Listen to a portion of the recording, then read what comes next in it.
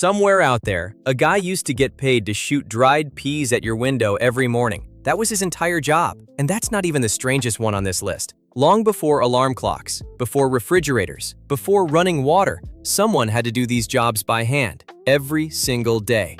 Then, one by one, all of them just disappeared, and most people never even noticed. Here are 10 jobs that used to be completely normal and don't exist anymore. Number 10.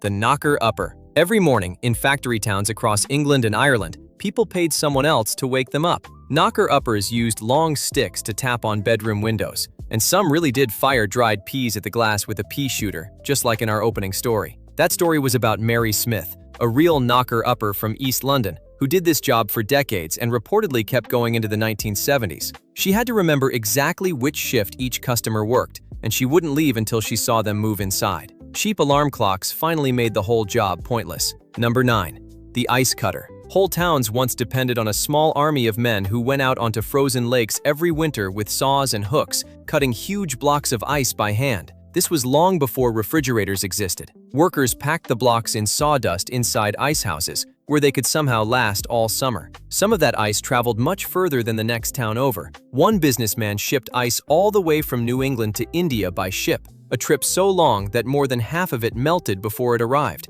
and people still paid for what was left. It was also brutally dangerous work. One wrong step meant falling straight through the ice into freezing water, and it happened often enough that people simply accepted it as part of the job. The whole industry disappeared within a couple of decades once home refrigerators became affordable. Number 8.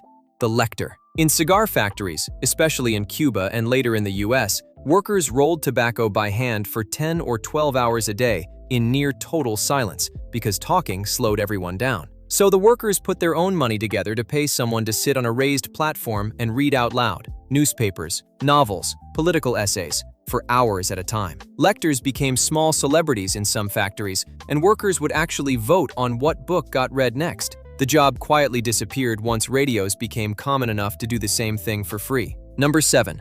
The rat catcher. Cities once employed full-time professional rat catchers, paid per rat, sometimes wearing fancy uniforms as a sign of their official status. Some of the most successful rat catchers were secretly breeding rats on the side, just to guarantee themselves a steady supply of wild ones to turn in. Jack Black, one of the most famous rat catchers in Victorian London, even sold some of his live rats to gambling dens, where people bet on how fast a dog could kill them. Number 6.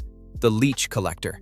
For centuries, doctors relied on leeches for bloodletting, believing it cured everything from headaches to fevers. Someone had to actually go out and collect thousands of leeches, and that difficult job usually fell to poor women who walked bare-legged into muddy ponds and let the leeches attach directly to their skin before peeling them off one by one. It was slow, painful, and sometimes left collectors seriously weak from blood loss. As leech numbers dropped from years of overuse and medicine finally moved past bloodletting, the entire job simply vanished. Number 5. The Linkboy. Before streetlights existed, cities after dark were pitch black, genuinely dangerous, and full of mud, open sewage, and criminals who used the darkness to their advantage. Linkboys carried burning torches, called links, and walked ahead of pedestrians for a small fee, lighting their path home. Some Linkboys secretly worked with thieves, leading wealthy customers straight into ambushes on purpose. Gas streetlights, and later electric ones, made the entire job pointless almost overnight.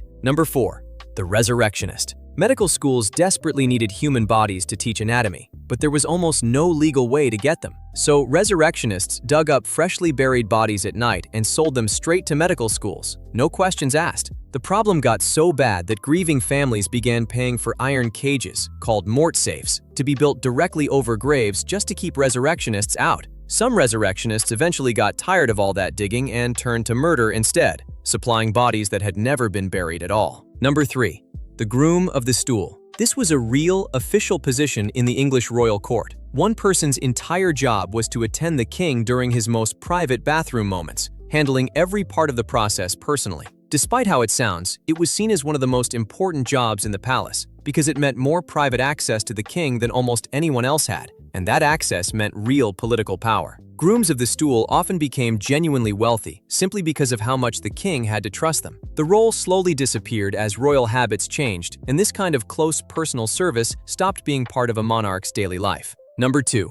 The Human Pinsetter. Bowling alleys once hired teenage boys to manually reset pins after every single throw, all night long, for very little pay. This was before automatic machines could do it. Pin setters had to work fast, dodge stray pins and flying bowling balls, and reset 10 pins perfectly within seconds, over and over, for an entire shift. It was loud, exhausting, and sometimes dangerous work that mostly employed kids looking for pocket money. By the late 1950s, machines had wiped the job out almost completely. Number 1.